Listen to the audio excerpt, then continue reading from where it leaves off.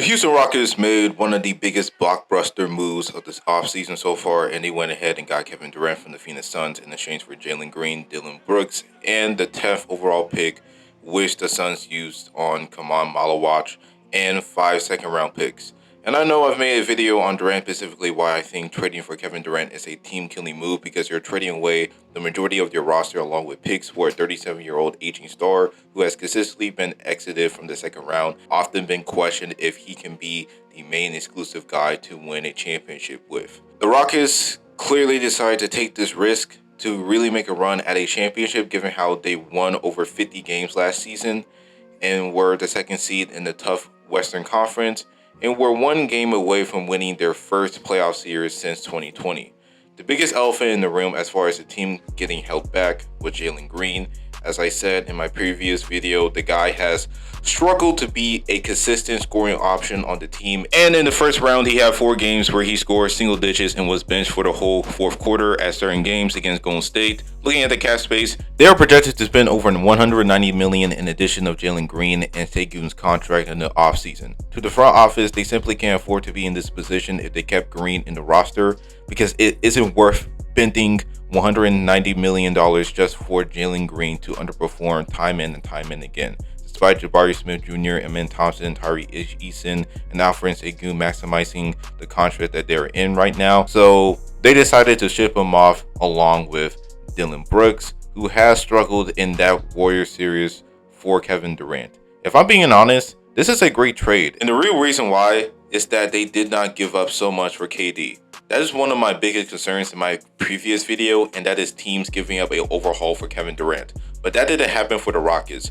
You shipped off a guy in Jaylen Green who is not progressing, let alone producing to expectations, and a role player, and just 1 lottery pick and 5 second-rounders for Kevin Durant. And you still got the Suns' future first-rounders. You still have Amen Thompson, Sengun, Van Fleet, Eason, re-signed Adams. You re-signed Jason Tate, and alongside Jeff Green, 2 vital veteran players for this roster. You still got Reece Shepard, Ken Whitmore, in which the front office are planning to ship off, even though I don't even know why they would do that, even though they traded away Jaylen Green and Dylan Brooks, and which means more rotational minutes. And now you added a guy in Kevin Durant who is still a very efficient 27 point per game scorer, along with another shooting touch that will give the Rockets more spacing and easier buckets for Amen and Sengun to score.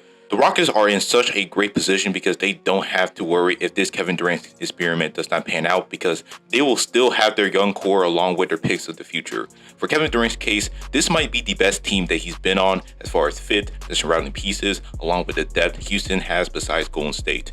Kevin Durant throughout his career, he always thrived with great defensive players around him. You take a look back in his OKC days where he was surrounded with guys like Serge Ibaka, who is a versatile, strong defender from the post. Andre Roberson, who was an all-defensive level player. Dabo Cephalosha was also a great perimeter defender. And then at Golden State, he was obviously surrounded with guys like Draymond Green, who in KD's first year there was the defensive player of the year. He also had a prime Clay, who was an all-defensive level perimeter defender, and also had Andre Iguodala. Now in Houston, he has Amen Thompson, who was selected first-team all-defense in just his second year. Sengun is a great post defender. Tyree Eason is also a great defender. And they also have Ime Udoka, who is a defensive mastermind, who last year had a top 5 defense, specifically the best zone defense in the NBA. One of the things that we as fans need to cut KD some slack is that he never really had consistent great defenders around him at the level of a OKC and of course Golden State. So much so that he had to take on the load on defense, especially guarding the best player on the opposing team, and that threw his game off a tad bit because he can't really get into his transition game that often, and he will be an easy target for the opposing team. Now, I'm not cutting a lot of slack for his shitty performances in the playoffs while at Brooklyn and in Phoenix, but still, the guy never really had consistent great defenders around him to alleviate the load off of him. And now with Houston, he has the guys that can take the load off of him defensively. Now, offensively, there are some concerns of him playing iso ball in this offense.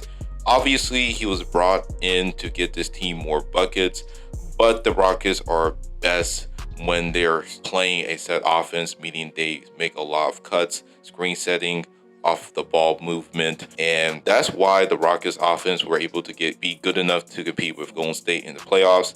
That along with their defense. I feel like Kevin Durant in this offense will need to play more off ball and be more of a set player on this offense to really maximize the production for this team. Of course, Durant ISO ball, especially in crunch time, is much needed, and one of the major reasons why the Rockets got him in the first place is to be that consistent scorer in the clutch, and that will ultimately put Houston over the top. And plus, Fred VanVleet and Şengün being great playmakers themselves, also running that double big lineup with Şengün and Adams, I believe KD will have one of the most efficient scoring seasons of his career with the pieces that he has now, which leads me to another thing that I want to say to Kevin Durant, and that is this is his last chance to win a championship. His window as far as playing at an elite level is short, and he needs to capitalize with this roster because this is a team that fits Kevin Durant's play style better than any other team he's been besides Golden State. He has the opportunity to rewrite his legacy and to prove to the whole league that not only he can win without Curry, but win without a super team around him. And that it will be a great ending to his career, especially given how ugly his tenure was with Brooklyn and in Phoenix. I feel like a championship to Houston will redeem him as a respected legend in history despite his decision to go to Golden State and winning 2 irrelevant rings. This ring that he can really bring to the city of Houston can really boost his legacy given the turmoil that he put himself into. But anyways, I do think that Houston is now a championship contender. They didn't give up too much to get KD, and now they are the biggest threats to OKC. And of course, the Rockets are not finished adding more pieces to the roster. But so far, the Rockets are the biggest winners of the offseason, and they are primed to be among the teams that can compete for a championship. And that is the video. Let me know in the comment section below on this video. Are the Rockets true contenders in the West? Like I said, let me know, and be sure to subscribe to the channel for more content and turn on post notifications. And that is all. Stay litty. This is the A-Man Show. Sign out.